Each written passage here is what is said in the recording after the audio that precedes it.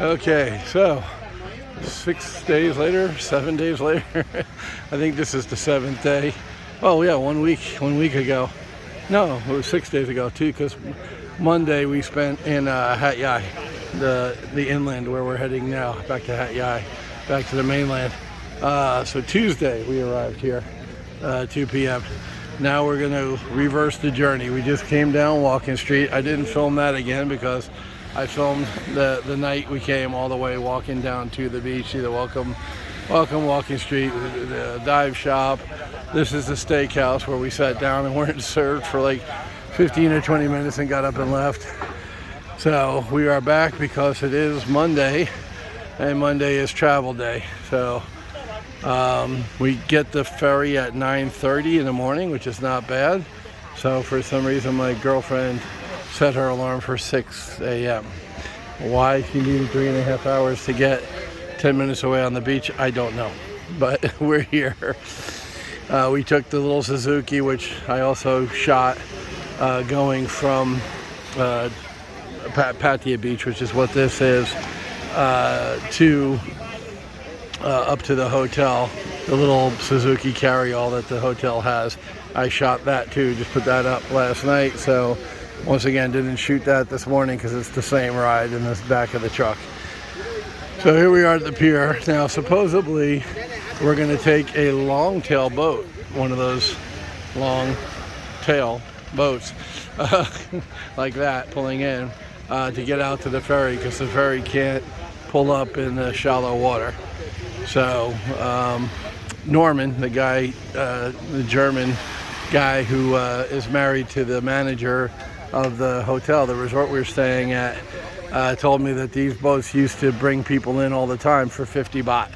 And then that kind of dried up, and the boats, they started doing the speedboats, and the speedboats started getting their own long tail boats to come in and all this stuff. So kind of like the whole tuk-tuk thing, you know, in Chiang Mai during COVID. You know, these guys were all out of work for a while. No tourists to taxi back and forth, but it's alive and well, at least over here, to take us to the ferry. So that's what we're going to do, take a long tail boat, which I'm kind of excited about, and onto the ferry for 1.5 2-hour ride. All right, now I've seen it all. They're bringing a woman in a wheelchair onto a long tail boat. Oh, only in Thailand. And they're just like, yeah, no big deal, she's in a wheelchair, we'll get her on the boat. Unbelievable. Unfreaking believable. So that point out there, you see the antennas and everything on the mountain. Around the corner is where we had dinner last night, Serendipity Resort. That's the start of Sunrise Beach. As I mentioned, this is Pattaya Beach, and Sunrise Beach is around that corner. So here's the wheelchair lady. You can see her. There's like 4 Thai guys gonna lift her up. There you go. They're lifting up the whole damn chair. Ba. Okay, ba means we gotta go, but there's the wheelchair lady getting into a long tail boat. All right, whatever the weight capacity of this boat is, I'm fairly sure we've exceeded it. Especially when I got on. Holy shit, this boat is rocking. Don't bother knocking. You see how we're going up and down? That was from me getting on the boat. All 250 pounds of me. The average Thai person weighs about 120. So I'm like having 2 people on. You see the boat tilting to this side? See it? That's me. Now we're backing out.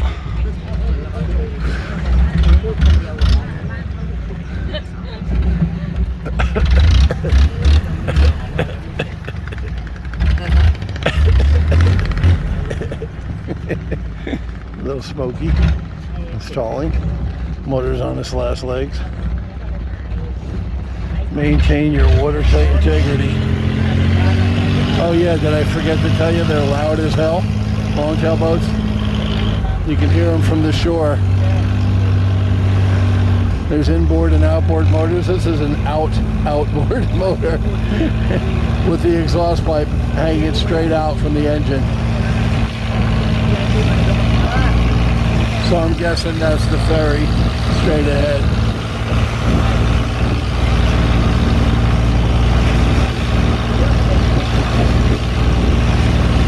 Nice catamaran.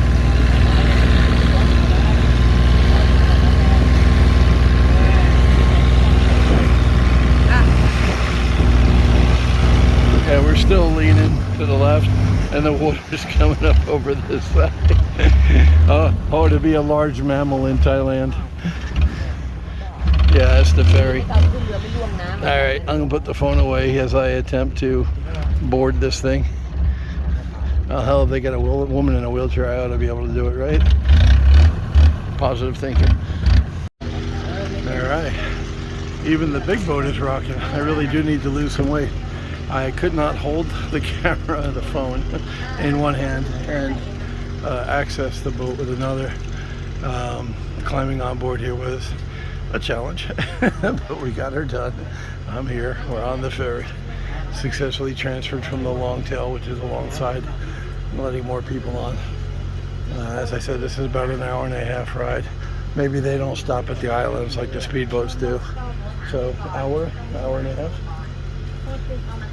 Yeah, so a little bit quicker than the ride over because they don't stop at the islands for the scenic tour with the national park or whatever. So this is it, the ferry to Hat Yai. Just kind of doing the reverse of the video I did, the planes, trains and automobiles, which is an old movie with Steve Martin, John Candy, funny movie if you've never seen it.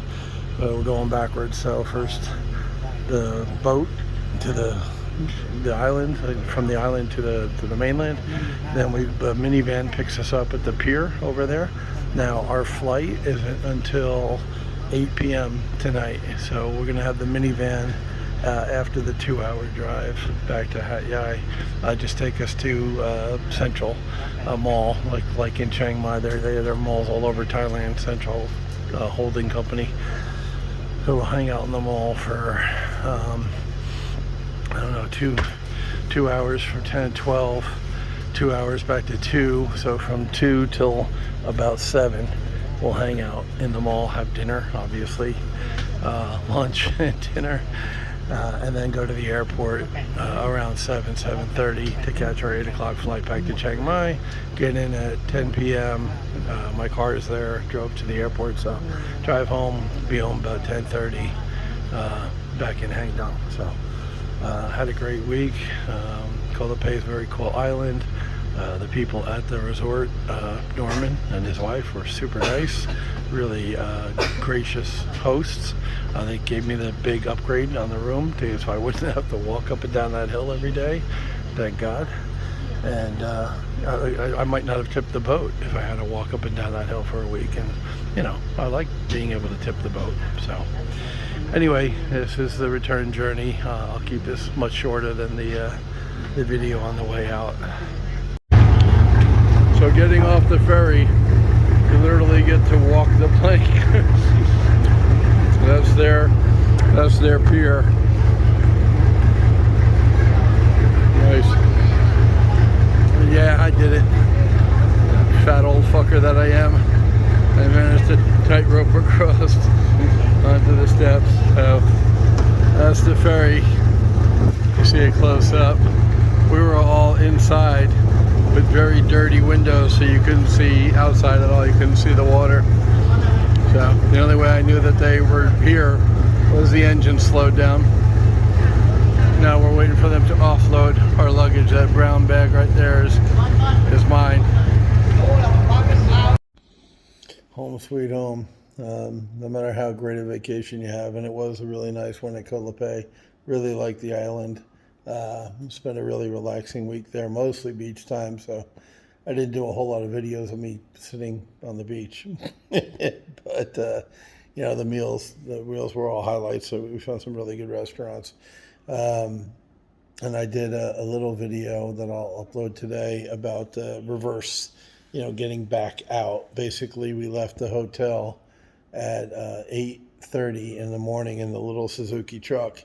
And I didn't shoot it because I shot a video, I uploaded a video coming back from Walking Street in the truck. So just the same ride in reverse. Take us to the pier. And then we hopped on a longtail boat for 30 seconds. And it's pretty funny because I weigh 250 pounds, and the boat was tilted to the side that I was on the whole time. You'll see that in the video, but it was a very, very short trip. The ferry was 100 meters out, 100 yards, football field away from the shore. So it was a quick ride. Getting onto the ferry was like a 3 foot, leap. But I actually did better than my girlfriend, who's in much better shape than I am, but she has short legs. She's 4'10", so she had more trouble getting on the ferry than I did because I'm tall. I'm fat. I'm old, but I'm tall. So I was able to get up onto the ferry off the longtail fairly easily, and then also off the ferry up this narrow plank. Again, my longer legs helped me. She had trouble on both of those getting on the ferry and off because she's a little guy, 4'10", 150 centimeters if you're metric. So anyway, from the pier, we took the long minivan ride back 2 hours into Hat Yai. And so we got there about 1:30. It was 11:30. The minivan left. 2 hours on the ferry. So we got there at 11, 9:30 to 11, yeah, hour and a half. I'm sorry. Took an hour and a half on the ferry because we didn't stop at any islands to sightsee, national parks, whatever. Buy stuff from me, pretty lady, buy stuff from me. So, yeah, sorry. So 11, we got in, and then, like I said, deboarding the ferry took some time. Getting the luggage, them to lift the luggage on the thing, walk through the pier, you go to the bathroom, use the toilet, whatever, walk over to the ferry thing. We waited 5 minutes before the shuttle, the minivan, left back for Hat Yai from Pak Bora, from where the pier is. So that was a 2 hour ride. So from 11:30 to 1:30 to get back to Hat Yai. So we started, 8:30 in the morning, and by 1:30 we were back on the mainland, back in the main town where the airport is to get to our home. Problem was, there's only one flight a day from Hat Yai to Chiang Mai, and that leaves at 8 p.m. At least right now it does, or at least on that day, or this period of the year, whatever. It was 8 p.m. to 10 p.m. flight. So here we are in Hat Yai at 1:30. So asked the minivan driver, can you drop us at Central Festival, Hat Yai? Same mall that we have here in Chiang Mai. Central's a big company. So he dropped us. He was nice enough to drop us there. He took some people to the airport. He took one couple to the bus station, and he took us to Central Airport. So we had lunch. There was a place to leave your bags. I guess a lot of people do that while waiting for flights.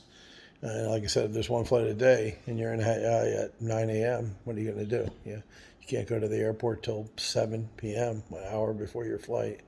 So, we picked them all, left our luggage in a little luggage container. I shot a quick video of lunch there in the food park. It costs more than it does in the food park here. Same mall, Central Festival here. It's 50 baht, 60 baht for lunch there. It was 100, 110 baht, 109 baht, whatever. And I'll upload that video today. The reason I'm doing this quick little video that I'm going to attach to the travel thing. Obviously, I'm home. We're done. So for a 2 hour flight, 8 a.m.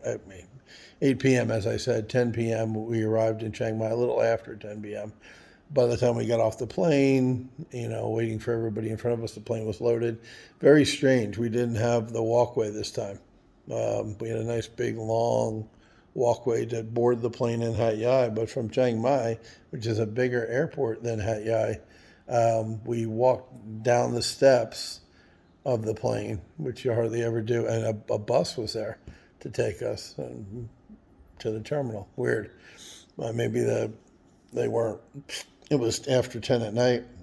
They weren't running the normal thing, the guys who bring up the walkway for you. I don't know, but we took a bus. Anyway, I drove the car there. I drove one of my cars to the airport and parked it a week ago. So we just hopped in the car, threw the luggage in.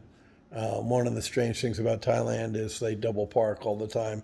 The only rule is if you park behind somebody in a mall or the airport, you leave your car in neutral. So sure enough, this guy did. Thank you.